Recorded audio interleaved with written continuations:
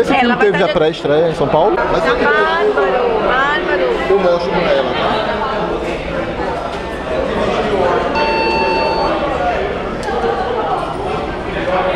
Adorei.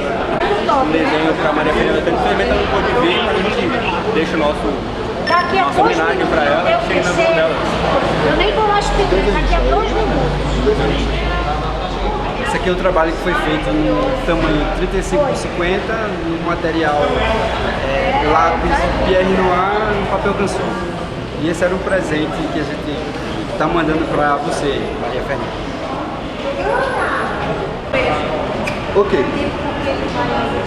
Meu nome é Jefferson D, estou aqui no CinePE 2015 para apresentar o filme O Amuleto. Para mim é uma emoção muito grande apresentar o filme aqui nesse festival, porque a minha história com o cinema começou aqui em 2001, apresentando um curta-metragem Distraída para a Morte, que é uma música inspirada numa música do Otto, e é muito bom para mim, eu estou muito feliz de 14 anos depois voltar para apresentar meu segundo longa. E o que torna o dia de hoje mais especial é que o filme vai estrear daqui 28 dias nos cinemas brasileiros, e essa é a primeira exibição do filme, então estou aqui muito ansioso, muito nervoso, mas o carinho da organização do festival, o carinho da cidade de Recife, de Olinda, enfim, o festival me deu as boas-vindas há mais de 10 anos atrás e hoje novamente me acolhe a equipe do filme. Então eu queria dizer muito obrigado ao Pernambuco, muito obrigado ao CinePE. Competitiva de longas. Eu convido ao palco do CinePE 2015 a equipe do longa O Amuleto, ficção de Santa Catarina, do estado de São Paulo, do diretor Jefferson D, por favor.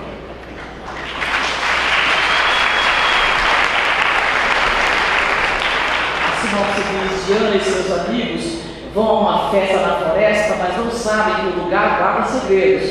Em poucas horas, todos desaparecem, exceto Diana, que não lembra de nada. O mistério aumenta quando o delegado encontra os celulares com os últimos momentos da turma, revelando uma trama cheia de suspense.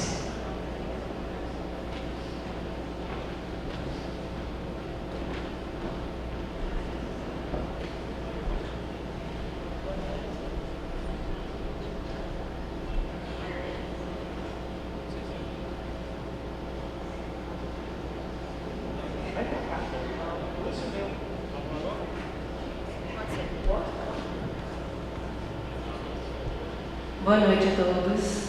Eu sou a Cristiane, eu sou produtora e co-roteirista do filme junto com o Jefferson do Amuleto.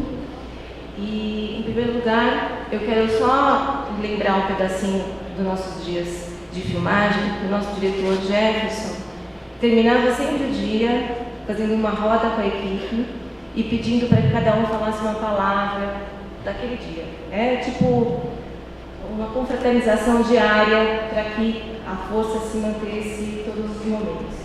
Então a palavra de hoje, continuando a nossa rodinha, diretor, é obrigada. Obrigada ao festival, à curadoria, a Sandra e ao Alfredo Bertini. É um presente estar mostrando o filme aqui para vocês hoje. Um presente porque essa cidade é incrível, esse festival é maravilhoso, um carinho muito grande que a gente sente quando chega aqui. E mostrar um filme no festival é fantástico. Uma plateia tão bonita como está todos os dias do festival.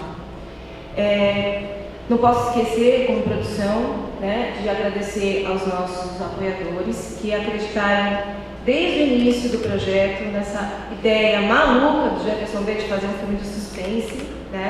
Então eu agradeço aqui primeiro ao MINC, a SAVE, pelo edital que a gente ganhou, foi muito bom, importante. A Samsung, a BR, Petrobras, são as três forças do filme nesse sentido de patrocínio e de apoio. E agora eu passo a palavra para o Maurício, que é o nosso co-produtor de Florianópolis. Obrigada e boa noite.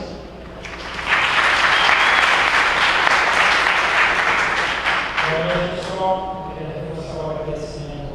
Ao festival, essa experiência de iniciar um filme com essa plateia maravilhosa, esse cinema maravilhoso, totalmente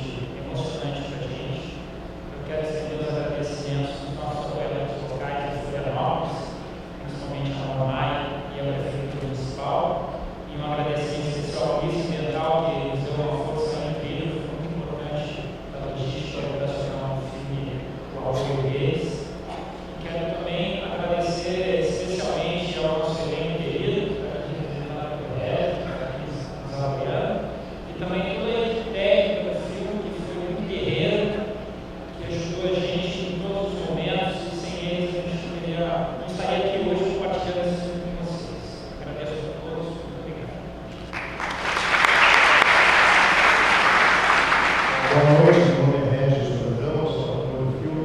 Eu queria fazer um agradecimento a vocês todos pela comida que nós estamos tendo aqui. Em nome do elenco, da Maria Fernanda Cândido, da Bruna Lismaia, do Michel Calamede, da Margarida Bahia e tantos outros atores que não puderam estar aqui porque estão gravando nesse momento, gostaria muito de estar, fazer esse agradecimento. E hoje, quando a gente chegou aqui, uma pessoa tinha feito um retrato da Maria Fernanda para dar para ela, e agradecer muito o carinho, muito legal a gente ser recebido assim, e quero dizer que ela vai amar o Moisés da Turn Up, Escola de Arte. Moisés, muito obrigado. A Maria Fernanda com certeza vai ficar tão emocionada quanto a gente ficou, ou muito mais, né?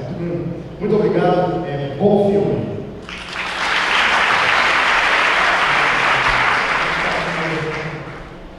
Eu estou muito emocionado, penso aqui, ver a casa cheia, ocupando e resistindo, enquanto ele chora.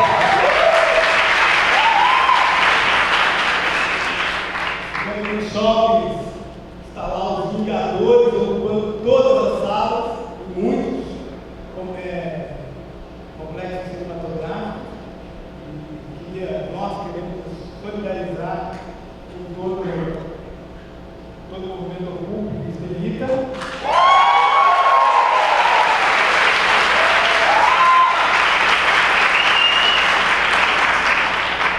Preocupar também é a palavra nesse momento do cinema brasileiro. Esse filme faz parte desse processo de tentativa ou resistência e ocupação. E eu queria agradecer, em primeiro lugar, aos meus produtores, como o Cristiano falou, tomaram um susto quando eu apresentei o projeto desse filme. Eu não vou falar sobre o filme, porque filmes desse gênero, o diretor só atrapalha se falar alguma coisa. Queria agradecer a toda a equipe do filme, ao fotógrafo, Marcos Manolati, a equipe de som, todo o elenco do filme, que foi incrível, Maria Fernanda Cândido, Bruna Lismaia, Michel Calamede, Régio, enfim, todo o elenco do filme, incluindo os figurantes do filme, que são poucos, mas tem lá. Gostaria de agradecer também a todos os diretores do cinema que, na minha trajetória, me assustaram, desde que eu era criança.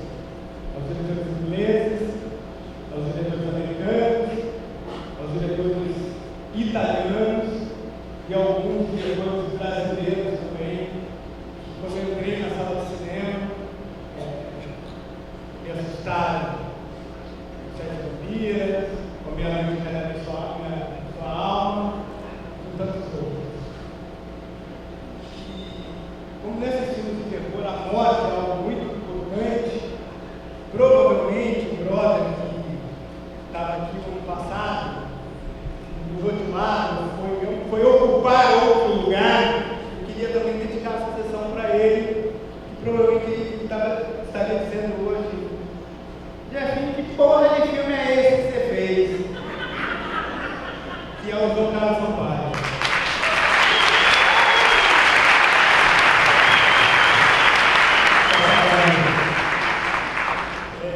Em 2001, aqui no festival, em Recife, foi emitido como um dos documentos mais importantes no que diz respeito aos negros ao cinema brasileiro,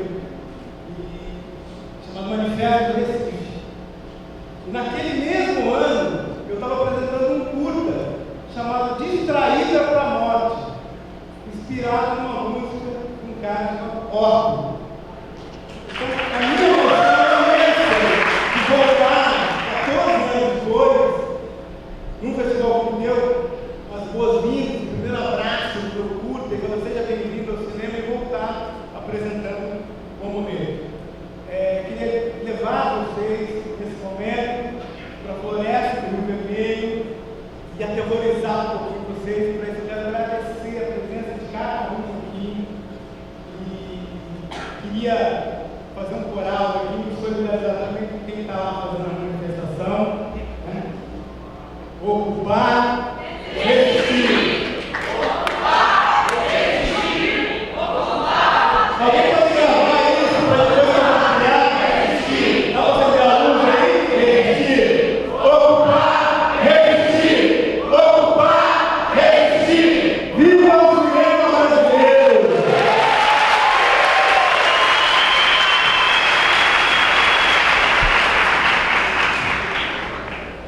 Bom, como nós informamos na noite da última segunda-feira, vamos exibir excepcionalmente na noite de hoje também o longa-metragem em português Cavalo Dinheiro, do diretor Pedro Costa. A sinopse diz assim: enquanto os jovens capitães fazem revolução nas ruas, o povo das campanhas procura o seu Ventura que se perdeu no bosque.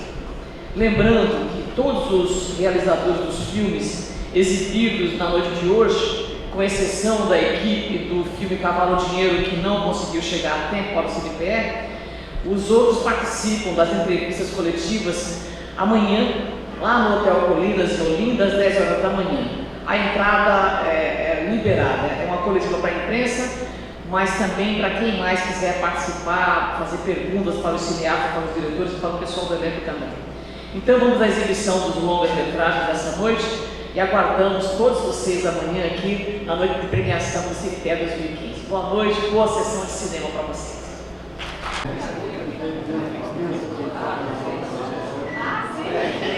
A entrevista coletiva do filme Amuleto, longa-metragem que foi exibido na noite de ontem, da versão D?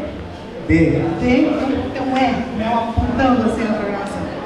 E fala sobre a exibição ontem, que aí é o tempo que as pessoas vão se acomodando aí. A gente começa as perguntas.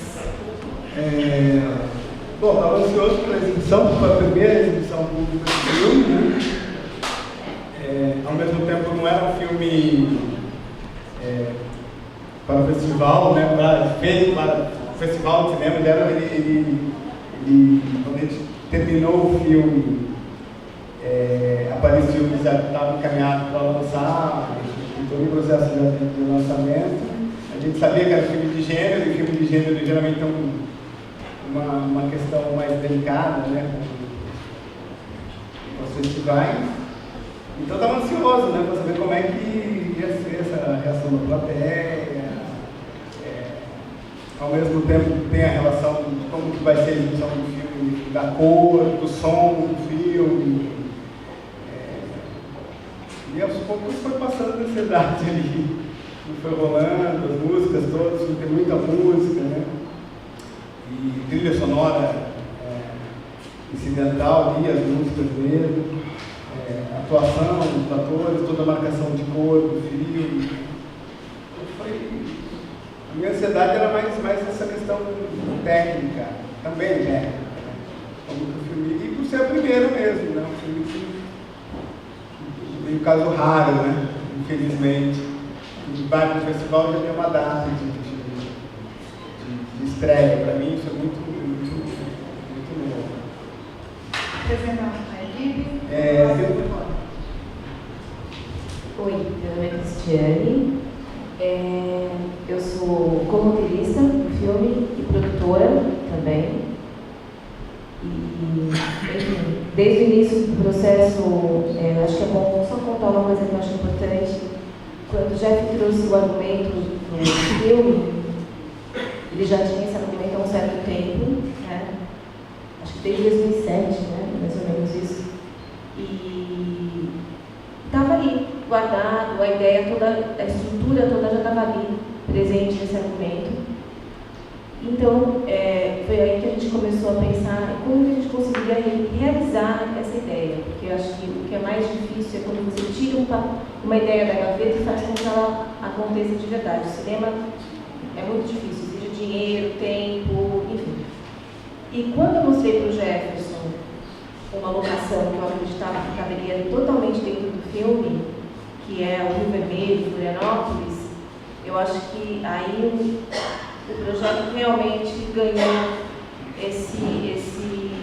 essa cara que ele tem, né? Então, eu só queria dizer um pouco dessa ideia de produção, nasce também junto com o próprio roteiro. Acho que isso é importante da gente trazer. Fala completo, por favor. Cristiane Arenas, tá? eu sou Maurício Venturi, eu sou produtor executivo também com a Cris e o Jefferson do filme Amuleto. Eu sou diretor executivo da Contraponto. Esse filme é uma coprodução da Contraponto com a Buda Filmes e foi um filme de muitas oportunidades e grandes desafios, né? Aos pouquinhos a gente vai comentando aí o processo do filme, mas enfim, a Contraponto nunca tinha produzido um longa-metragem antes, foi o nosso primeiro longa. E foi, enfim, foi uma experiência incrível e a gente vai conversando aí, a gente vai comentar um pouco mais. Bom dia, eu sou Régis Brandão, eu sou ator. Minha história como ator se dá quase toda em Porto Alegre, onde fiz muito teatro e depois passei a fazer cinema. E há uns anos atrás mudei para Florianópolis, conheci o Maurício, fiz um curta com ele e logo em seguida veio o convite do Jefferson para fazer esse filme através do Maurício, e é isso. Bom dia. Quer falar primeiro, Rosário? Não, você primeiro. Bom dia, Marcos Petruccelli, Rádio CBN, São Paulo. Jeff, é o seguinte, eu acho que uma das coisas mais legais e admiráveis na sua carreira é que você é um cara super ousado e não tem medo de...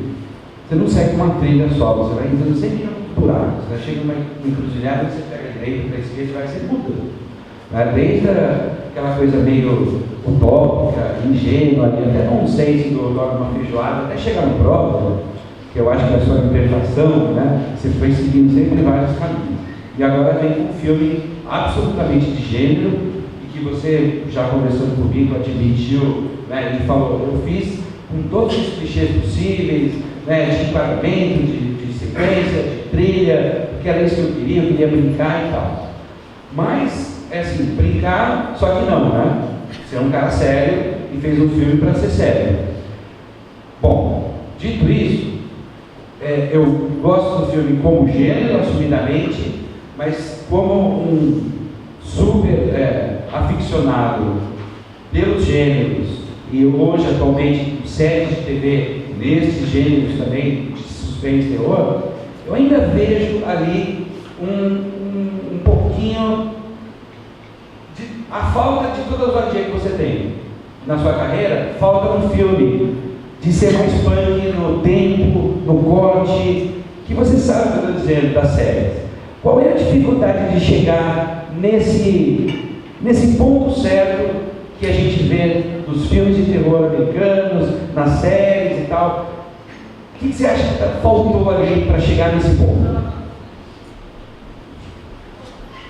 Eu acho que vocês iluminam o filme melhor do que eu, né? Você fala... É difícil. Ontem eu vi o filme pela primeira vez, me senti na tela grande, com o público, os tempos. Não consigo ainda te dar uma resposta sólida. O que faltou nele, o que falta. E para mim o filme estava completo. Era esse o filme brasileiro, né? Filme brasileiro, com a tradição lá do Ivan Cardoso, do Teto Caixão, uma tradição brasileira, né? Porque os filmes de terror que a gente está falando são falados em inglês, com uma estrutura, né, já de longa data. Para mim, algumas coisas eram até estranhas, assim, algumas frases que a gente acabou mexendo no roteiro, né, que era muito comum, né, em filmes do gênero. Foi bem difícil, né, adaptar ou trazer. A outra coisa era não isso que você falou, não ter vergonha dos clichês, porque o gênero está aí, né? O gênero é muito sólido. E tinha a coisa da ousadia, de contar o filme em vários tempos, né? Então tinha o passado, tem a filmagem no celular, utilizar toda essa tecnologia, e obviamente também a ousadia, que também eu vejo ali a ousadia, que é sair do meu habitat natural, do meu lugar seguro, que era filmar em São Paulo, e ir para Floripa. Tinha essa ousadia. Então é uma coprodução, onde foi um diretor, uma produtora, a gente foi para lá, então é uma coprodução São Paulo, e toda a equipe é de Florianópolis, né? Maurício vai poder falar até, mas é filme que eu queria fazer. Um filme nesse sentido que eu queria sair do meu lugar seguro. Quais foram as principais referências aí que você teve para criar? Elas se embaralharam, assim, bastante. Mas é um filme, para mim, que é o primeiro filme de terror que eu vi na minha vida, do meu pai, que é A Dança dos Vampiros, do Polanski. E depois, já mais adolescente, de As Sete Vampiras. Né? Aí depois, já na faculdade, vi um pouquinho do Bava, vi um pouquinho do Luiz Fulk, do Lúcio Fulk. E aí, obviamente, toda a série Pânico, Atividade Paranormal, todos esses que aparecem em filmes, lança, né? Kelly Cartel, enfim, a Versace, lança. Todos esses filmes que são lançados e consumidos vorazmente, né? Nos cinemas, e a gente vê, até porque, assim, abrir um parênteses aqui, eu e a Cris, a gente é casado, a gente tem 5 filhos, boa parte desses filhos, 4 filhos, estão nessa faixa etária entre os 17 e os 22, então a gente vê todos esses filmes. Então, quando surgiu a oportunidade de fazer fazer esse filme, a gente viu muito dessas referências. Agora é um passo, eu diria hoje, solitário. Né? É um filme que, nesse sentido que a gente está falando dessas séries, assim, não vejo, né, na cinematografia brasileira. Né? E talvez é um passo solitário mesmo. Né? Outro cara que eu me lembro muito bem também é o Denison Ramalho, né? Os curtos do Denison Ramalho. Né? Clássicos curtos do Denison Ramalho. Jefferson, a primeira vez que eu li a notícia que você ia fazer um filme em Santa Catarina, ligado ao universo das bruxas e tal, eu levei um choque. Fiquei assustadíssima. Muita gente levou. O Spike Lee, que é uma coisa que a gente sempre liga a você, porque a sua carreira também foi toda, você fez como o Petro lembrou, o Dogma Feijoada, seu primeiro filme, Distraída para a Morte, é Black, o outro com a Zezé Mota lá, da Carolina de Jesus, Black total, o seu primeiro longa é Black, tem alma Black, não é? Embora tenha personagens variados lá, mestiços, não é um filme de alma Black. De repente eu leio, vai fazer um filme Santa Catarina, que é o estado mais louro do Brasil, ariano, né? Eu falei, não é a mitologia ariana, é a açoriana. Eu falei, onde o Jefferson vai se meter? Meu Deus, eu fiquei em pânico, né? Ontem o filme passando e falando, não vai aparecer nenhum personagem negro nesse filme e tal, eu ficando inquieta. Mesmo o Spike Lee, quando fez um filme que não é 100% select, o Plano Perfeito, por exemplo, mas o personagem negro tem um papel fundamental na história deles. O Washington faz um papel que a Bíblia discute na sua construção toda, o racismo o tempo todo e tal. Não estou dizendo que você é obrigado a seguir essa temática, você tem liberdade de fazer o que você quiser. Mas o que, no caso, eu te confesso, assusta, é a mudança do 8 para o 80.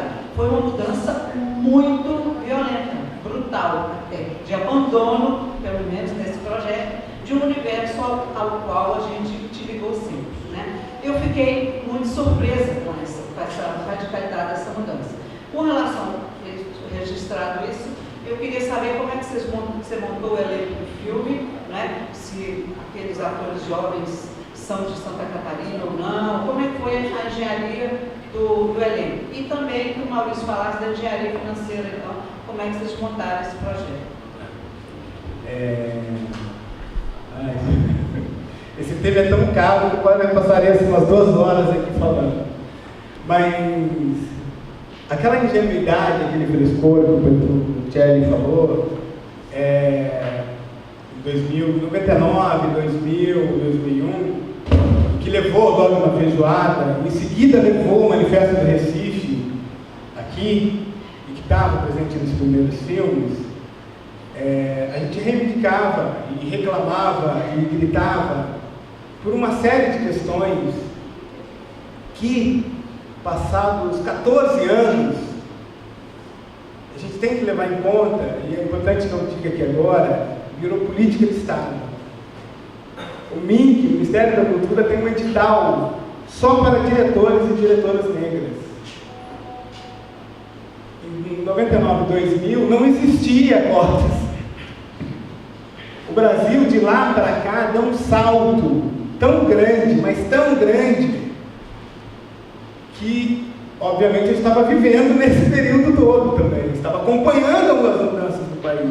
E muitas coisas que eu disse lá atrás, naquele momento, hoje quem está repetindo era a ministra Marta Suplicy, né, ministra da Cultura, que instituiu esse edital só para produtores afrodescendentes, e em todo júri do Ministério da Cultura tem que ter um afrodescendente, ou seja, tudo aquilo que a gente reclamava, embora o Estado não tenha falado, olha, era por causa do Manifesto do Recife, olha, era por causa do Dogma Feijoada, era por causa também de uma série de outras Só um coisas. esclarecimento, esse edital saiu, a Justiça tinha embargado. Não, já saiu de novo, foi publicado um novo, mas o que eu quero dizer, Rosália, é que virou política de Estado, ou seja, eu tenho que virar meu disco. Eu tenho que... E aí, Jeff, o que acontece agora? Né? E nesse sentido, é a nossa história brasileira. Eu sempre me incomodei um pouco com essa... Sempre achei graça, mas me incomodei um pouco com as coisas do Spike Lee brasileiro.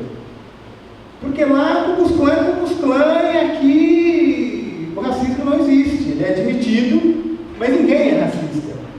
E aí chega no ponto que é o cinema.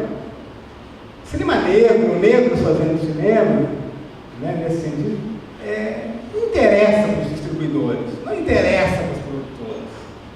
Né? Falava com o Merlin outro dia, Antônio Fuqua, Spike Lee, Lee Daniel, esses caras têm arrodo lá, porque eles têm uma história que remonta aos anos 50, que está desembocando nessa... Desculpa, Steve McQueen em inglês, né? Mas tem uma história. A gente tem uma história... Mataram um cara, estou mal comparando, né? Mataram uma pessoa em Ferguson, mataram outra em Baltimore, e o país parou. O presidente veio falar. Aqui na Bahia mataram 18 no Cabula. Está por isso mesmo. Então, assim, a diferença é gritante. E aí eu volto, eu tinha que radicalizar. É um pouco... Isso é o que eu tenho para dizer, tomara que algumas pessoas entendam o que eu estou falando. É isso. Eu sou o produtor, eu sou o diretor, né? E eu estou, na minha concepção, estou ampliando. Eu não quero mais só o que é meu, eu quero tudo agora. Eu quero falar do Brasil. Por quê eu estou falando isso? Porque os diretores que eu adoro no Brasil e no mundo fazem isso. O homem branco, Fernando Meirelles, fez isso maravilhoso no Santo Deus. O homem... Acho que ele é judeu, ele é o Calmurger, o ano que meus pais saíram de férias, né? E foi lá no Xingu. Por que eu sempre tenho que estar nesse lugar, independente do valor do filme, mas o amuleto como, sabe? E não é à toa que a gente vai para Floripa, não é à toa que eu vou para lá. E você fala, entendi, né? Eu não fui para Goiás, eu não fui para o Acre, eu não fui para Salvador, eu fui para Santa Catarina. Nesse sentido também de provocar, de trazer a questão. Talvez se eu não tivesse feito isso, a gente nem estaria discutindo isso aqui agora. Né? É nesse sentido, porque agora, voltando à questão, o governo brasileiro está colocado isso. Nenhum edital brasileiro pode ser realizado sem ter uma pessoa negra lá. Então, assim, já, como diria Mano Viana, para mim, essa luta a gente já ganhou. Então, eu me sinto um pouco eu tenho que ampliar esse discurso. Eu tenho que ampliar. E, ao mesmo tempo, não tem nada a ver com a questão negra, e o Maurício vai dizer os números, tem essa relação de... A gente ganhou um edital de BO, né? E o filme de baixo orçamento é muito difícil de ser feito em São Paulo ou no Rio de Janeiro. E quando surgiu esse edital, a gente sabia que esse roteiro se encaixava exatamente dentro dessa estrutura do filme de baixo orçamento. Não sei se eu respondi a questão, mas eu queria só dizer que eu continuo... Ela perguntou também como é que você formou o cast. Desculpa. A Maria Fernanda Cândido e a Bruna Luiz Maia foram as minhas primeiras opções. Eu fui ver as peças de teatro que elas estavam fazendo, fiquei convencido da atuação delas. Expliquei qual era o filme que a gente iria fazer, elas adoraram o projeto. Acho que Maria Fernanda, até brincava com ela, falou: Maria Fernanda, você está devendo para a gente ir no cinema, né? Queria te ver mais nos filmes e tal. Coincidentemente, ela fez o filme do Babenco, filmou com o Fernando Meirelles a série de TV, né? E foi um momento interessante. Né? E a Bruna Lins Maia, enfim, menina linda e talentosa, tinha feito novela lá, na Globo, lá com o Fernando Carvalho. Também foi o primeiro filme que ela protagoniza e depois está fazendo uma série de outros filmes também. Então me interessava esse encontro das duas, que eu escolhi pessoalmente. Daniel Filho faz aquela participação afetiva no filme, né? Uma pessoa muito responsável também pela minha chegada nas longas-metragens. E aí todo o casting, eu fui para Floripa, fiquei lá morando um tempo, encontrando esse elenco local. A Bruna, ela é de Santa Catarina. De Corupá. De Corupá. E esse projeto sempre teve um compromisso com o MINC de trabalhar com a equipe, com o elenco local. Porque a proposta era essa desde o início, de fazer uma coprodução que tivesse São Paulo quanto direção, uma parte da produção, mas que a maior parte do elenco, a maior parte da equipe fosse de Santa Catarina, para fomentar também o cinema local. Isso é importantíssimo. Vou falar um pouco aqui então das oportunidades e dos desafios, né? Falando especificamente da Contraponto, que é uma produtora estabelecida em Santa Catarina, a gente já tinha uma larga experiência na produção de documentários já há muito tempo. A gente já vinha buscando uma oportunidade de produzir ficção e, quem sabe, um longa-metragem, né?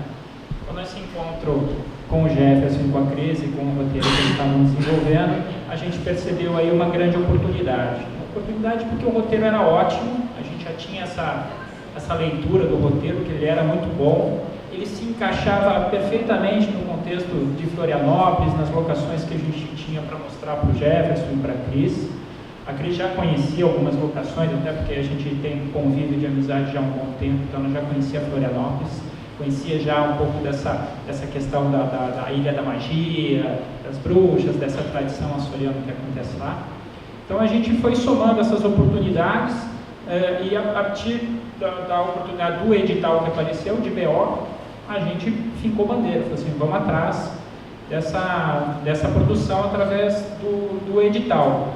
Uma outra grande oportunidade que a gente tinha, olhando essa questão da coprodução, é que Santa Catarina não tem uma produção cinematográfica evoluída como outros estados, né? É muito pequena em relação à produção de longa-metragem, basicamente uma longa-metragem por ano, que sai de edital e empreende de edital. Então, a gente percebia que, eu acho isso até interessante, falar um pouco dos estados que não estão no eixo do São Paulo. Acho que um ótimo caminho para você adquirir experiência e evoluir a sua produção é através da coprodução. É uma troca de experiências muito válida, onde você, através do contato com profissionais articulados, com renome, com presença no mercado, você consegue abrir mais portas. Então a gente percebeu que ali tinha uma oportunidade muito valiosa para a gente e a gente acabou com toda a vontade essa luta, né? E aí, falando um pouco agora dos desafios, o primeiro desafio era ganhar o edital e conseguir receber o prêmio, né? Isso virou uma história, porque o edital saiu o prêmio, defendemos o pitching, fomos selecionados, depois entraram com recurso, o edital voltou atrás, fizemos uma nova seleção, um novo pitch, quer dizer, esse período teve acho que uns 6 meses de atraso, né, com aquela angústia de querer produzir o filme, ganhamos, mas não recebemos, que droga, vamos lá de novo, vamos apostar. Isso aí só foi dando mais gana na gente, né? Então quando saiu o prêmio... Vocês estavam com o projeto desde a origem? Sim, desde a origem. E, enfim, aí conseguimos o prêmio, que foi um prêmio de R$1.100.000. Então aí vinha o segundo desafio da história, que era conseguir executar o filme dentro desse orçamento. É claro que quando a gente resolveu inscrever o filme no edital, a gente já tinha essa perspectiva, esse filme tem que ser feito com esse valor. E a gente percebia que o roteiro se comportava por aí, a gente conseguiria fazer isso. Mas os outros desafios complementares seria, bom, o Jefferson quer trazer atores globais, isso tem um custo, isso tem uma logística, isso tem um desenho de produção diferenciado, mas de qualquer forma, novamente, se a gente conseguisse realizar com essas características, a gente teria mais condições de deixar o filme com uma linha mais comercial. E essa sempre foi uma premissa na nossa defesa junto ao MINC, que a gente estava desenvolvendo um filme, enfim, com características autorais, mas que ele teria todo um tratamento comercial. Essa também era um desafio, pensando justamente nessa questão, de você conseguir levar um filme catarinense para o circuito nacional. Essa é a nossa grande expectativa. Então, de uma certa forma, o filme está aí hoje, a gente conseguiu realizar dentro do orçamento que a gente tinha,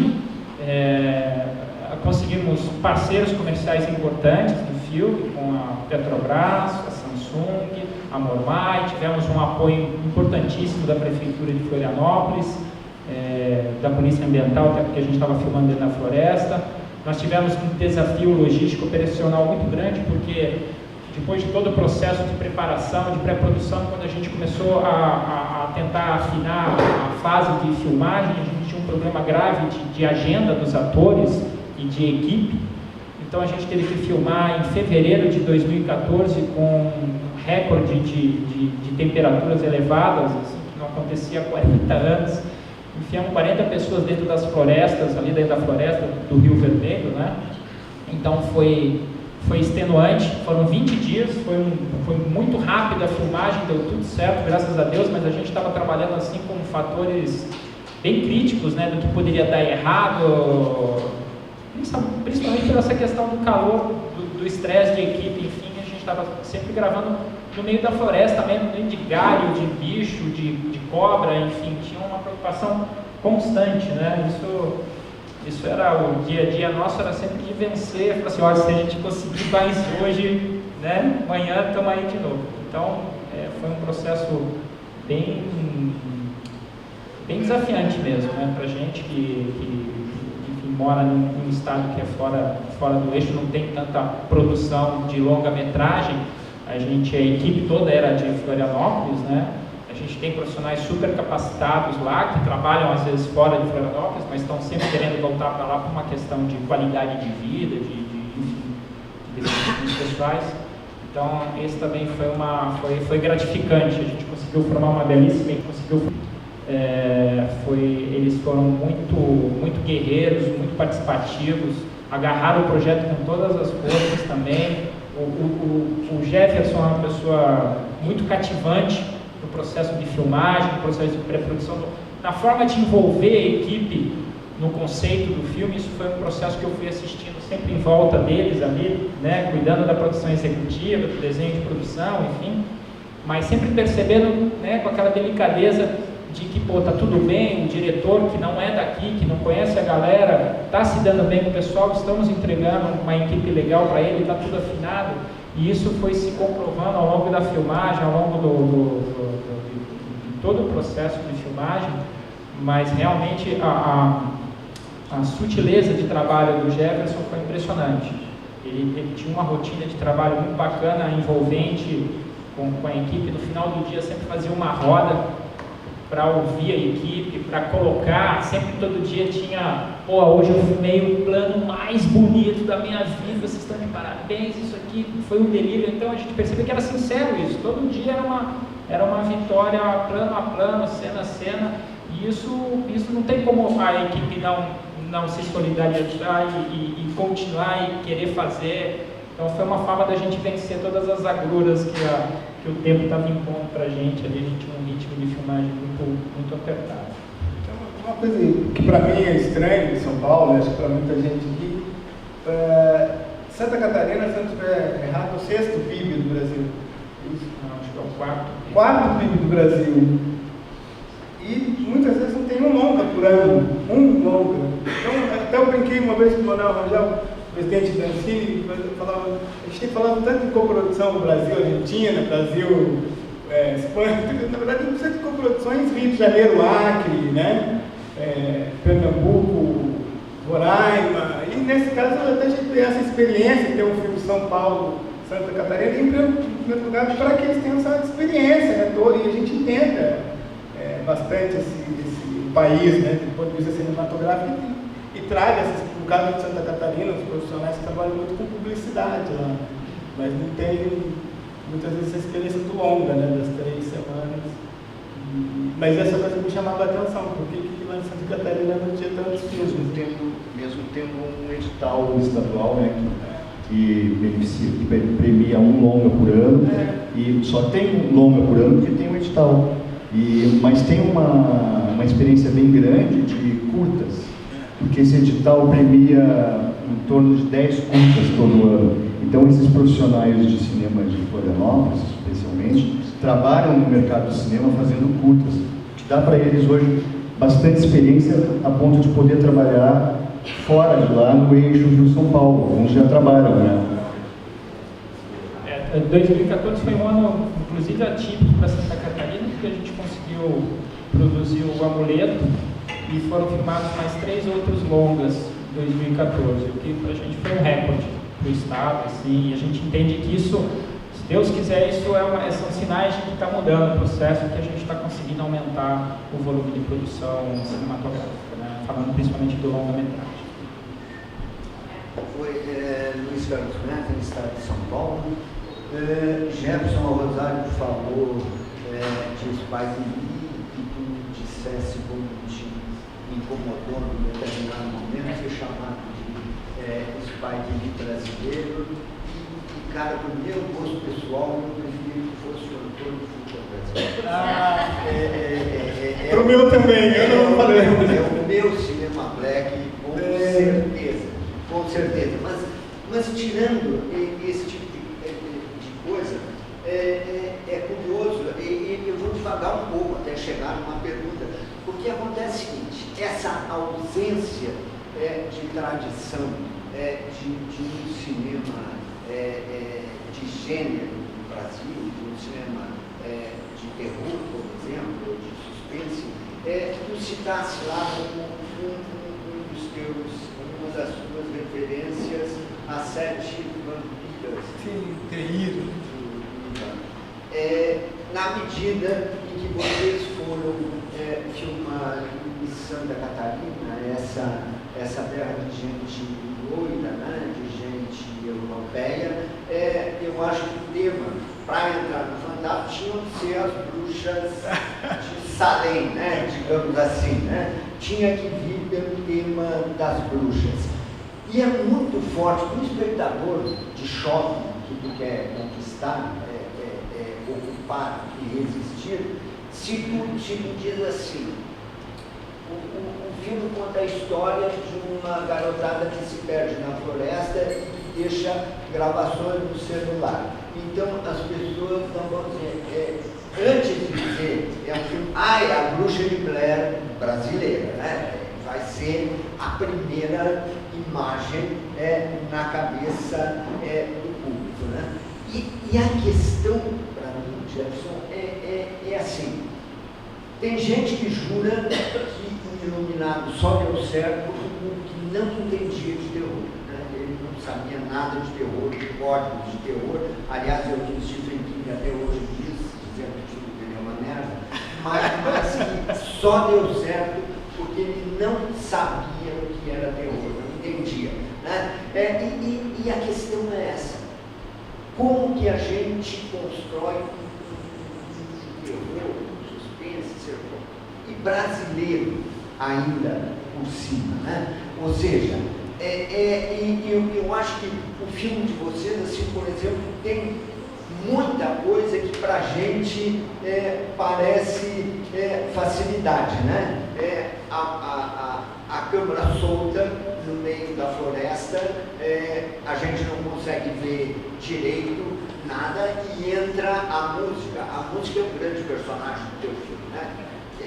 O que cria o clima, o que leva o teu filme adiante é a música, né? Porque ela cria um terror, uma intensidade que eu no plot do filme, por exemplo.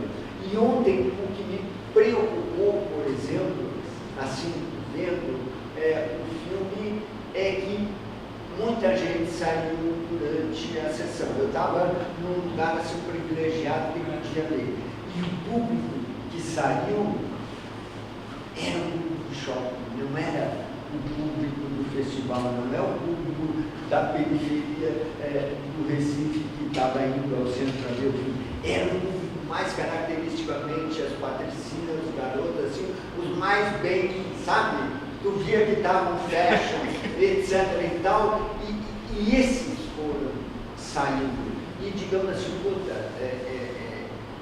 parte desse público que está indo, pelo menos, outros vão ficar, a maioria talvez fique, etc. Mas é o público que ele quer conquistar. Então, alguma coisa não está funcionando, digamos assim, né? Porque é muito difícil no terror ou no suspense que seja, tu criar esse clima e eletrizar o espectador, manter preso nesse tipo de coisa, né? E por exemplo, vou te salvar, mas o que me lembra é fraco demais da conta. Eu tinha momentos assim em que eu ficava consternado, assim, meu Deus do céu, sabe? Eu pelo menos senti isso, sabe? E a chave do teu filme termina sendo a menor personagem é auxiliar delegada, que termina, né? É a personagem que tu acertasse na construção inteira do filme. Para mim, gente, é ela, né? E é um tipo, eu não sei nem se ela é uma atriz ou se é uma não profissional que tu pegasse, porque ela não precisa representar, né? É o tipo físico dela e a maneira como ela vai vendo o cara pilotar, o que ela vai dizendo, não é uma atuação, né? Mas ela termina dando a chave para o teu filme. E eu não sei se todas as observações que eu faço te permitem dar um retorno. Eu acho que uma pergunta, como que eu vou te dizer? Que pergunta que eu vou te fazer? Você já fez da atriz, ela profissional? Tá bom. Mas comenta alguma coisa nesse sentido. Eu acho que essa construção do terror brasileiro é o que está para frente, é o que tem que ser feito, é o futuro, né?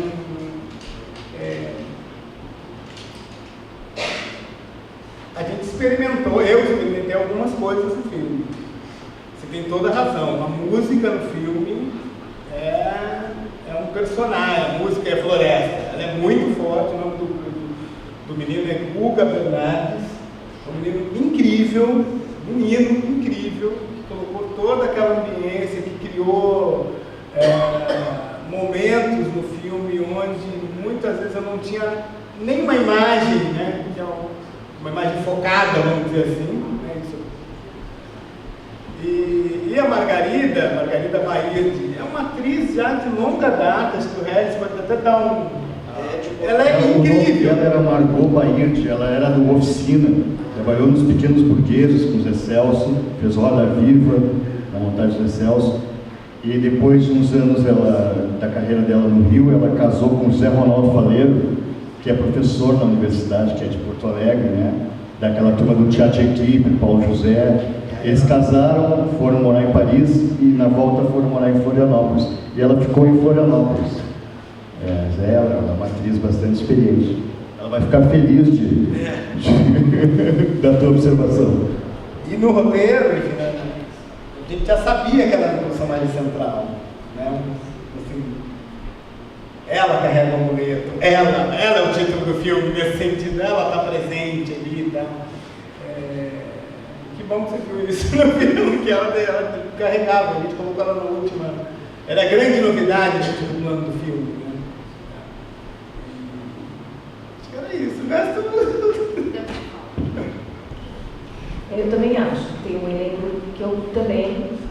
enxerga o que você enxerga, a mesma coisa, a gente não fez 2 filmes, fez um só, né? Agora, sim, a gente trabalhou com o elenco local, que era um elenco sem experiência. A gente levou o Sérgio Pena para lá, era um desafio, a gente não tinha outra coisa a fazer, né? E o Sérgio deu até bastante intensidade nos momentos de preparação. Mas era o primeiro longa dessa equipe de jovens locais. Porém, na hora de escolher, o Jefferson teve um cuidado de escolher quem se parecia mais com o personagem de fato, né? Então, o menino Alex é praticamente o Thiago Mendes, enfim. Então, também tinha isso, né? De ser de ter essa aproximação, né? E a diferença entre trabalhar com Maria Fernanda, a Bruna e o elenco que nunca tinha feito nada. Então, e esse tempo, esse equilíbrio requer recursos financeiros, né? É isso, mas eu queria te dar uma linha de pensamento para você entender. Mas só uma curiosidade, eu até pedi de novo o microfone, porque em Gramado, no ano passado, a gente já teve uma tentativa de cinema de gênero, um filme do Ameaço, que eu nem me lembro o nome. Isolado. Esse. Mas o que me parece curioso assinalar é que lá a floresta que circundava a casa também era o centro do terror, né? O perigo do mundo externo e que vem da floresta, né? Então é curioso. Agora eu vou fazer uma pergunta. Aquele já tinha essa ideia da floresta. A cabeça da gente, digamos, Bruxa de Blair, alguns filmes americanos que têm esses primitivos que se perdem na floresta e revertem a um estado primitivo e atacam e matam. Isso é muito frequente no cinema de terror americano, né? Mas não é no nosso imaginário, né? Então eu gostaria que falasse. Eu acho estranho não ser, porque a gente tem muita floresta, né? Tipo, na Amazônia, né? Entra você. E aí, queria só voltar numa outra questão que você falou, do pessoal que levantou e saiu, mas ficou, graças a Deus, a maioria das pessoas. Então, e aí o Isolados foi distribuído pela Paris Filmes também. E a Paris tem tido uma longa tradição de lançar filmes estrangeiros, enfim, americanos, do gênero. E existe um preconceito enorme. Falou português, filme de terror, Então, mesmo os aficionados pelo gênero, quando é em português, o cara levantou e vai embora. Então, e a gente foi alentado pela Paris Filmes. Então, de certa forma, esse filme é um balão de ensaio, né? Então, junto com Isolados, agora o Isolados é Paris Downtown, né? Mas Isolados da Downtown, agora São Paulo também, da Sandy. O Quando Era Vivo, mas que é um pouco outra pegada, vamos dizer assim, né? Marco Dutra, né?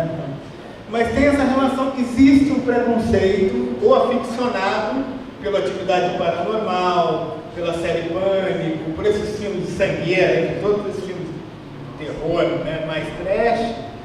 Quando vem que é falado em português, ele já não quer. É uma coisa interessante que alguns sites pegaram o nosso trailer e colocaram no YouTube, e no YouTube você é uma maravilha você ver os comentários, né?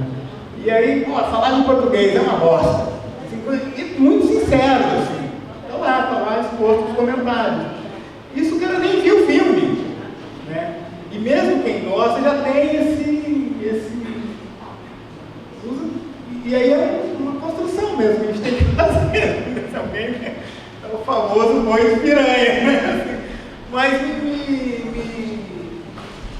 me alegrava, me deixou feliz esse risco. Gostei desse risco. Vou brincar com ele. E também porque do lado mais técnico, vamos dizer assim, nesse gênero, e é legal que você falou da música, talvez seja um dos gêneros que mais me permitiu tecnicamente explorar sonoramente algumas coisas, o som das fantasmas, o som da floresta, a trilha sonora. A gente manipulou muito a imagem do filme, apagou coisas, inseriu as fantasmas onde eu não tinha filmado com elas ali, vamos colocá-las ali e tal. Então foi, para mim, tecnicamente, vindo do Brother, que era um filme verdade, né? O Capão Redondo, ali no Capão Redondo se fala assim, o Caio Blá vira o menino do Capão Redondo e tal. Então para mim foi um exercício profissional, principalmente sair de São Paulo, ir para Floripa, trabalhar com profissionais dos quais eu estava conhecendo e eles estavam fazendo um filme novo pela primeira vez, me permitiu um exercício, principalmente na pós-produção. Então é um filme que tem muito para se ouvir e que é típico do gênero de suspense. Seja nos filmes de hoje em dia, pelas questões digitais, né, que você consegue manipular tudo, mas mesmo nos filmes lá dos anos 40, 50, tem uma manipulação sonora incrível. Tu está sendo... Desculpa, tem mais perguntas? Posso... Não, mas só uma coisa relativa ao lançamento. O teu filme nasce com essa ambição de ser comercial, de conquistar o público, de ocupar o espaço, etc. E tal. E tu tem uma dobradinha Downtown Paris, que é responsável por alguns dos grandes sucessos de bilheteria do cinema brasileiro, mas no universo restrito das comédias. Exatamente. O terror brasileiro deles já não funcionou em termos de público. Talvez até porque eles tenham imaginado que Bruno, que tinha vindo com um recorde de bilheteria, seria um lançamento grande.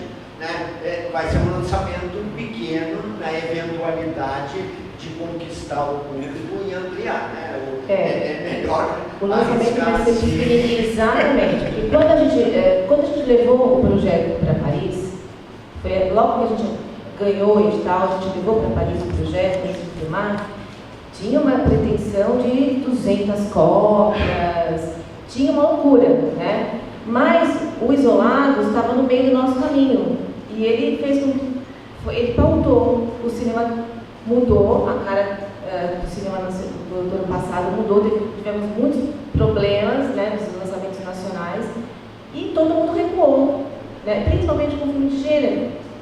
E o Isolados não aconteceu também, né? Enfim. Então, claro, quando a gente viu isso, aqui a equipe de produção, né, sentamos e conversamos, gente, porque a gente fica devendo, né? Não é possível isso. Então a gente reduziu, vamos fazer pequenininho, é melhor para todo mundo. Né? Quando é? Dia 28. Quantas cópias? 15. É Rio, São 15. Paulo e Floripa. É o ocupar e resistir mesmo. Mas a intenção de trazer para o cinema algo além das comédias, que eu acho importante, e que se a gente não tiver um caminho aberto, uma portinha aberta, essa porta poder propor para que outras pessoas façam também um filme de gênero, e assim a gente vai tomando conta, um pouquinho que seja das salas de cinema do Brasil. Vocês produziram Isolados? Não. É que o Isolados, assim, dentro da casa, dentro da Paris, o Isolados era um filme que estava na nossa frente. Né? E não adianta, é um exemplo, ele serve como um termômetro do mercado. Porque Isolados pode ser, no limite, uma década, mas ele se abre um plano sequência alucinante. Se fosse estrangeiro, se fosse pessoas iam babar, se for um plano de sequência de Scorsese, é grandioso. A questão é o pré-conceito. Assim, eu ouvi isso, porque óbvio, eu não sou bobo nem nada, estou aprendendo a fazer isso, estou aprendendo a discutir com as distribuidoras e nesse processo. E a gente foi, né, sabendo que Isolados vinha antes da gente, a gente foi estudando. Mas Isolados, o que aconteceu? Como é que foi o lançamento no Rio? Qual a expectativa? Quanto, né, o público médio, né, por sala? E eu acho que Isolados foi lançado com 200. Não me lembro. Posso falar bobagem. A gente simplesmente definiu, vamos lançar com 15 cópias, Rio, São Paulo e Floripa. Eu tenho mais uma perguntinha, me desculpem. Vai me matar. Não, mas é assim, ó, em geral, o cinema de gênero de terror satura as cores. E vocês não, né? Tem momentos que parece preto e branco cores, né? Ele não é saturado. Ele não tem um filme mexicano de terror, Ruínas, do menino lá mexicano. E é um filme sobre umas árvores que engolem as pessoas e tal. E o filme se passa todo de dia. E aquilo me fascinou. Vamos fazer um terror que não seja à noite, que eu consiga enxergar algumas coisas, seja no final de tarde e tal. Então isso foi um guia pra gente, né? Vamos enxergar as pessoas todas ali e tal. Então foi de dia. Outra coisa, não só para encerrar esse assunto de exibição, distribuidora, etc. Tem uma janela que não nos ama muito, tem nos amado muito pouco, que é a sala de cinema. Mas a gente vai para o cinema e em seguida a gente já vai para todas as plataformas possíveis, quer dizer, então é muito engraçado. O Telecine comprou o filme. Viram o primeiro corte e falaram, a gente quer esse filme, porque isso se encaixa dentro da... Compraram o filme. Então é muito essa relação, a sala de cinema e o vídeo on demand, enfim, essas coisas todas. A Samsung, que está lançando uma plataforma de exibição do filme, é a mesma coisa, entrou como parceira do filme. Então estou entendendo como é que... ela vai vender o filme para quem tem os parentes dela? É uma plataforma, você quer assistir chama Moony, M-O-O-N-Y, como Netflix, é um Netflix da Samsung. Então, pra gente, nesse momento, é importante saber aonde a gente pode chegar com filme de terror, para onde, né? Tem os canais, tem. Tá? Então, acho que mais do que o filme, né? Isso que você falou, independente se o filme é bom ou ruim, é bom entender esse caminho, esse processo inteiro, que aí, nesse sentido, como segundo filme, é interessantíssimo. Né? A primeira vez eu pego um filme ali do roteiro e consigo entregar em várias plataformas, ir para o cinema, entender esse momento difícil do cinema brasileiro de ocupação das salas, enfim. Tem uma certa maturidade vindo aqui, principalmente no próximo filme.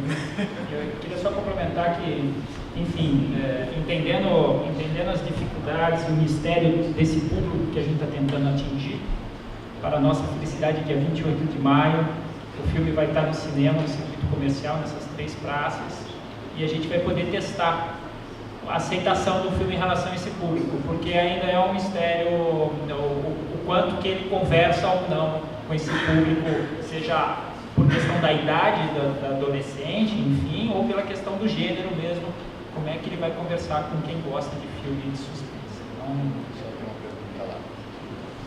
Chegou. Sucesso para vocês.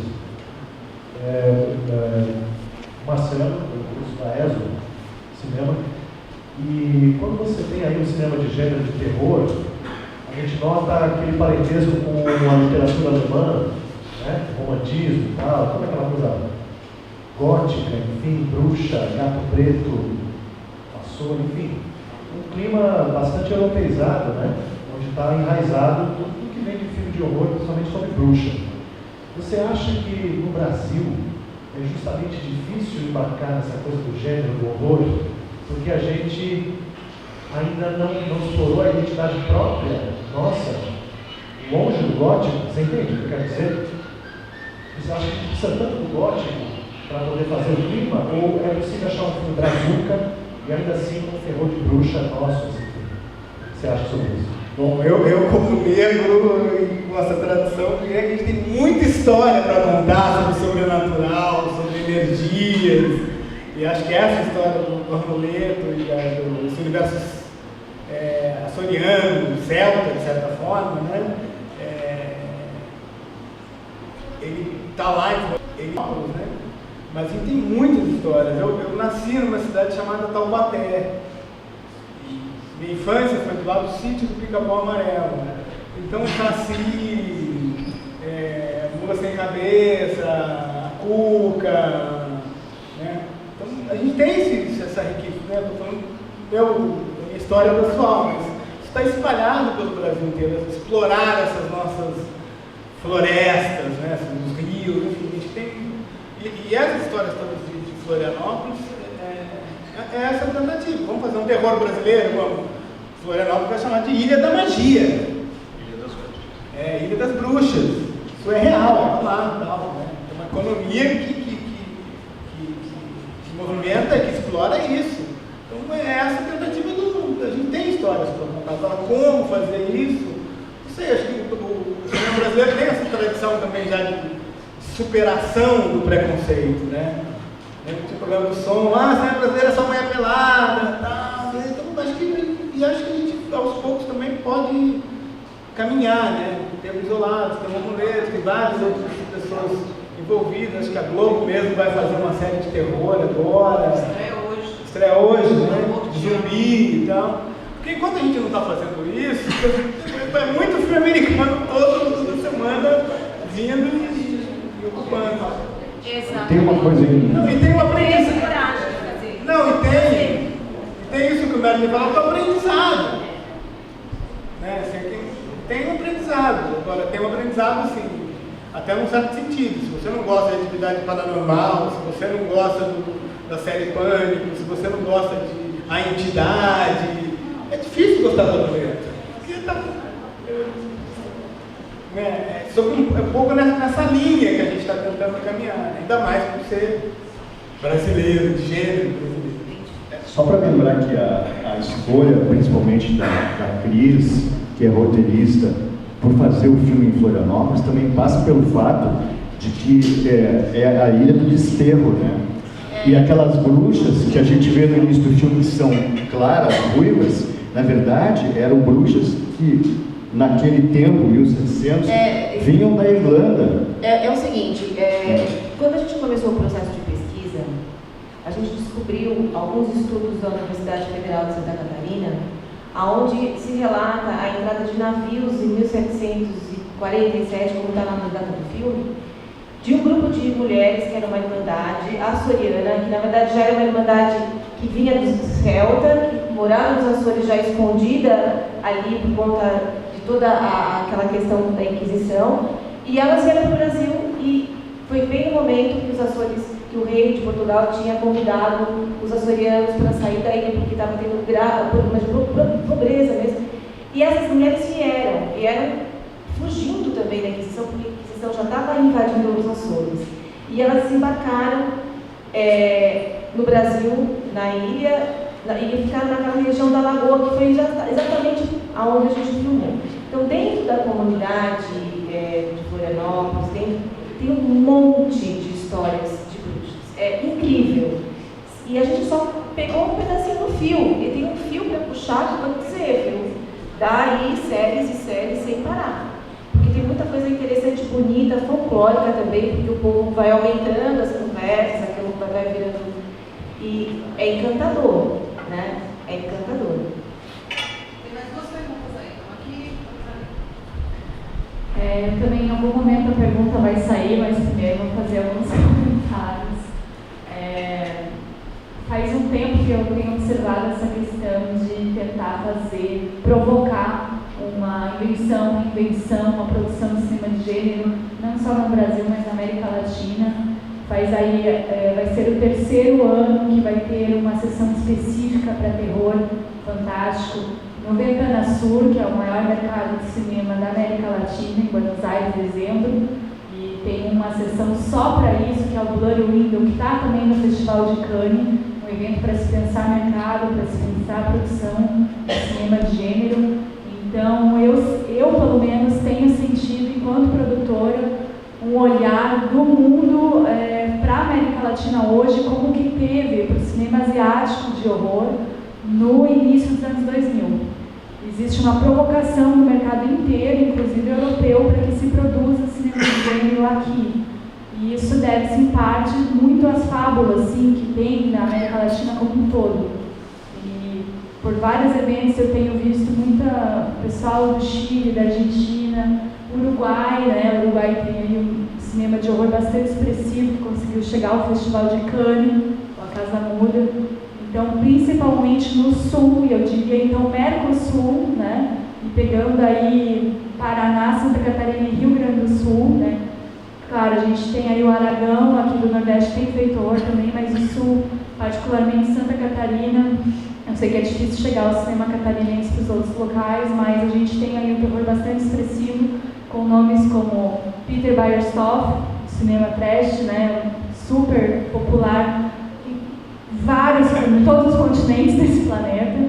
Temos o cinema do Gúrcios, também catarinense, que eles vivem de cinema de terror, acho que são os 2 brasileiros que vivem de cinema de gênero, eles pagam as contas com isso, vendendo seus DVDs. Então, é um estado que tem, na tentativa e erro, tentando produzir esse gênero, e eu acho isso muito interessante, acho que tem que ser observado, independente de se gostar ou não das produções.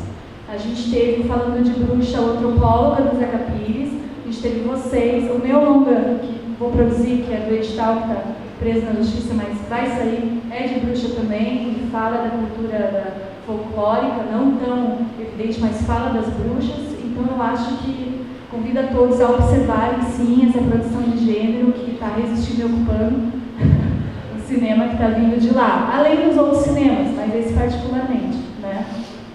Uma coisa que eu queria conversar com vocês num desses eventos, nessas mesas específicas de terror, foi perguntar para os caras, assim, gente no mundo mesmo que trabalha com isso exclusivamente, distribuidoras específicas, sales agents específicos, falando por que o cinema latino-americano não está deslanchando no terror, né? E pegaram casos de vários países para estudar. E uma das coisas que falaram é que, assim, está se percebendo um grande filão no cinema de gênero. É um gênero que se pode fazer com um baixo orçamento relativamente, o elenco não precisa ser grande coisa, afinal vão morrendo, a maioria ao meio. Ótimo, sim. Isso responde a sua pergunta, mesmo. Ótimo, sim. Perfeito. Então, não precisa de grandes nomes. Geralmente o que se leva a ver um filme de terror é o trailer, é a propaganda. Às vezes, quiçá, o diretor, mas é muito mais o ritmo de um trailer do que o elenco, digamos assim. Só posso fazer uma... Claro. A gente vai participar do Fantaspoa, que é o maior festival de... Eles não querem nem saber quem são os atores, não querem saber, não querem levar ator nenhum, pouco importa. Claro. É inacreditável, assim, é completamente diferente, é uma outra mão, de verdade. E por isso mesmo, é um jeito totalmente de se pensar, desde a concepção do projeto até a ponta final de como se chega ao espectador. E um senhor que só faz terror desde sei lá quando, que lançou Ler Argento, etc., ele comentou isso, que o que não está dando certo? Não está dando certo porque está todo mundo vendo que é um troço que se faz com pouco dinheiro e rende. Então muita gente que nunca nem sequer vê filme de terror, resolve fazer terror. E terror é um gênero pautado numa cartilha de códigos, né? E se você não sabe contar, não vai ser terror. O terror é clichê. O terror ele só funciona por causa do clichê. Isso tem que saber o que vai acontecer se sentir medo, né? Então, isso eles colocaram como um problema. E colocar filmes em festivais grandes e com distribuidoras grandes, eles falaram que é um problema. Que se deveria procurar, sim, mercados específicos primeiro e distribuidoras específicas, porque elas sim vão olhar com carinho para o filme, elas vão saber trabalhar melhor, né, o filme no mercado. Vocês falassem, vocês procuraram alguma distribuidora específica de terror, como é que vocês estão pensando o circuito de festival de gênero, que é gigantesco, né? Tem o Cities, tem o Fantástico, tem vários, enfim, queria que vocês comentassem o circuito específico do filme. Então, acho que a gente, quando a gente pensa em festival, né, principalmente pela experiência do Jefferson, a gente pensa nos festivais brasileiros que todo mundo conhece, enfim. E de fato não tem a ver com esses festivais, né? Só que a gente tinha um tempo muito curto, já para o lançamento, desde o início já estava preparado dessa forma. Então a gente tem esse tempo. E a gente não ia colocar em festival mesmo, né? Foi uma surpresa, tanto para cá, quanto também no Fantaspoa, que a gente foi convidado. Acredito que agora, passando essa fase de finalização e lançamento, a gente tenha tranquilidade para de fato pegar o filme e ir para os festivais que fazem parte desse circuito de suspense, né? Acho que é isso. Agora, a procurar uma distribuidora que tivesse a ver com esse assunto, a gente também não fez, porque a gente foi convidado. Logo de cara, quando o Daniel, filho do Jefferson, conversaram sobre o projeto, o Daniel já nos apresentou a Paris já nos escutou. Foi meio que assim, né? Tipo isso, né? Não foi uma coisa, vamos procurar, não. A gente foi em primeiro lugar, veio a Paris já junto com a gente. E acho que é importante colocar essa questão da distribuidora, porque como a nossa premissa era que era um filme comercial, que a gente queria chegar nas salas de cinema, enfim, queria fazer, se possível, sucesso de bilheteria, enfim, ter esse tipo de retorno, o fato da gente estar relacionado com a Paris Filmes, que é a maior distribuidora do Brasil, abriu muitas portas para a gente. Ajudou muito a realização do filme, e deu muita força moral para o filme, né? A gente sabe que muita gente e muitos parceiros só participaram do filme porque de alguma forma o loginho da Paris estava ali na apresentação do projeto de venda. Foi importantíssimo. Só também pegando, a gente foi pro Ventana, né? E a gente foi pro Blood Window. O que acontece? Quando a gente chegava falando assim, nosso filme tem a Paris, o pessoal olhava, mas o que vocês estão fazendo aqui? Tipo, não precisa, quem tem Paris não precisa estar aqui, né? Tinha uma coisa assim, mas que às vezes, assim, só reforçando o que o Maurício disse, quando você chega na frente de uma bancada, de um ministério, ou então quando você vai vender para o patrocinador, qualquer coisa assim, se você não tem um selo, às vezes você não é nem recebido. Né? Então, a gente tem que ter ali... Mas a escola do Jefferson vai ser o Fantástico, porque eles vão achar o filme Mauricinho, a Turma da Bagaceira, esse gênero. Sangueira. Bagaceira, eu conheci a atriz que fez o Mangue lá, misturaram agora os catarinenses com os capixabas, e eles estão voltando para Jambraio, que os filhos dele, Rodrigo Aragão, não é? Estão fazendo um trabalho muito interessante. Zumbi, pauleira do terceiro mundo, que é fascinante. Eu gostei deles por isso, porque eles jogam aqui na realidade brasileira, né? Achei interessante. O primeiro corte do filme foi com o Ventana Sul, a gente participou e só concordando com o que a Cíntia falou, a gente praticamente tem uma distribuidora americana, que ela bateu o olho no filme e falou, eu quero esse filme é ótimo, esse filme tem tudo a ver com o que a gente faz, e a gente acha que tem um mercado para ele aqui nos Estados Unidos. Fiquei assim, honradinho, só para reforçar isso que você está falando, né? Do quanto a América Latina é a bola da vez do terror. Né? A literatura é fantástica, né, gente? Oi, Jeff. Paulo, tudo bom? Paulo. Então, deixa eu falar uma coisa. Eu acho que você foi muito corajoso de fazer esse filme. Agora, de verdade. Porque eu vi tudo que está sendo dito, eu comecei a pensar um pouco, porque não é só preconceito, mas é o preconceito interno das próprias pessoas que querem fazer o cinema de terror e de suspense. Eu estou lembrando do Davidson Ramalho, estou lembrando de algumas pessoas, amigas nossas, que fazem o caminho contrário. Eles querem fazer cinema nos Estados Unidos, esse tipo de cinema, e eles não têm a coragem de fazer aqui por vários motivos. E que a gente sabe que é um preconceito, porque esse pessoal é muito xiita, né? Agora eu estou falando a verdade. Eles, assim, para eles, assim, cinema de horror tem que ser de um jeito, tem que ser americano. Aqui não é só falar inglês, mas tem que ser americano e tal. Então, os caras fazem o caminho inverso. Em vez de eles aceitarem fazer um filme aqui, eles querem fazer lá fora. Claro que a gente tem essas experiências, né? Assim, a gente falou do Paris Dog. Eu lembrei depois, na época da Bruxa de Blair, pouca gente viu esse filme, mas tem um filme que chama Bruxa de Apucarana, e foi feito no interior do Paraná, né? Mas aí é essa coisa de nicho. E esses caras de nicho sonham em ir para onde? Para o filme B americano de horror, slasher, né? Essa coisa que o cara vai lá. Né? Tem o César Garganian, que é outro menino que faz filmes curtas de terror, suspense e tal. E quando você fala que ele só pensa em Hollywood, só em Hollywood não, Estados Unidos, não é Hollywood, né? É Estados Unidos. Então a coragem aí, e acho que até do isolar, desses filmes, porque é difícil. Eu acho que vocês estão cientes da dificuldade, assim, né? Acho que não estou falando para você ir para os Estados Unidos fazer mais de terror lá, não é isso? Mas existe essa lógica também. Os caras são muito focados, muito nicho, muito clubinho. É o clubinho você já deve ter visto isso, é o clubinho dos slashers, né? Dos caras que querem ver sangue a todo custo e tal. E o negócio deles é Hollywood. Então isso é só uma observação, né? Assim, né? Então vamos sei lá. Mas se tiver planos, avisa, né? Mas assim, a pergunta que eu tenho é outra, fugindo até um pouco desse assunto. Voltando um pouco no tempo, né? Nós somos egressos de escola de cinema lá de São Paulo. Aí eu queria fazer uma pergunta para muitos estudantes aqui, que de repente pode iluminar um pouco a vida deles. Com a sua experiência, né, longas, curtas e tal, você acha que é importante fazer uma escola de cinema, uma faculdade de cinema, uma universidade, ou um curso técnico de cinema para fazer filmes, ou em algum outro caminho? Bom, no meu caso foi importantíssimo. Eu conheci uma série de pensadores do cinema que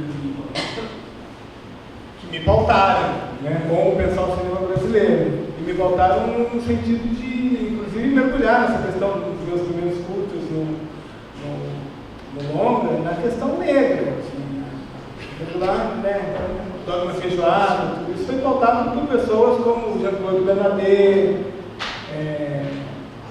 Lembro de uma conversa com o Jean-Claude, com essa histórica, sempre conta essa história.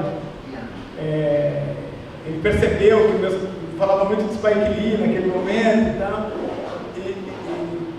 Spike Lee tinha feito Jungle Fever, Malcolm X e tal, estava fascinado, né?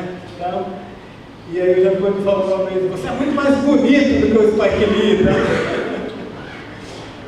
E no sentido, inclusive, de o que eu tenho para contar talvez seja muito mais diverso, né? Aqui no Brasil a gente está tão misturado, né? E nos Estados Unidos, preto é preto, branco é branco, viado é viado. Aqui no Brasil é o único lugar que você tem pessoa que é meio viado, né? Menina meio grávida. Então tem essas relações, e essa identidade, meio preto, né? Aquele cara é meio preto. Às vezes não tem meio preto. O cara não é afrodescendente, ou negão, não é. Aqui tem essa relação. A Bruna Lismayer, por exemplo, que é a nossa protagonista, ela tem aquele olho azul, ele tem um beição, tem uma bunda, que não deve ter vindo da Suécia, né, cara? Tá vindo. Então isso pra mim me fascina, né, cara? E aí um dia chegou o pai da Bruna e a mãe da Bruna, acho que a mãe é uma índia. Uma indígena, Marina Silva, assim, né, cabocla. É a mãe da Bruna Lismayer, que é a sueca, né, cara? Então, esse jeito brasileiro, esse mergulho na cultura brasileira, eu aprendi dentro da universidade, né? Colocar as coisas nos parâmetros. Eu tive privilégios. Eu vi uma senhora chamada Maria Rita Galvão falar, sabe? Eu sei quem é Paulo Emílio Salles Gomes. Isso me ajuda a pensar o Brasil, né? Me ajuda a querer ser negro brasileiro nesse sentido do eu sou a maioria. Aqui na sala do cinema eu não sou, mas no Brasil eu sou. E tal. Então essa é a questão, sempre do meu papel. Mesmo que na época, assim, eu era poucos negros, na sala de aula, mas acho que naquela época. Eu vou falar a verdade, eu nasci em Taubaté, filho de torneiro mecânico, com dona de casa, eu aprendi, eu entendi. Eu era preto dentro da universidade. Você chegou lá, né? Não, eu entendi o que era essa questão negra e tal, dentro da universidade. Né? Não sabia, enfim, é um processo de educação, né? Por isso que, obviamente, as cotas são absolutamente importantes. Né? E o Brasil está mudando, que a gente está falando no início. Né? A gente tem uma geração agora que vai entender, não só na hora de gritar, mas vai entender de outra maneira. Né?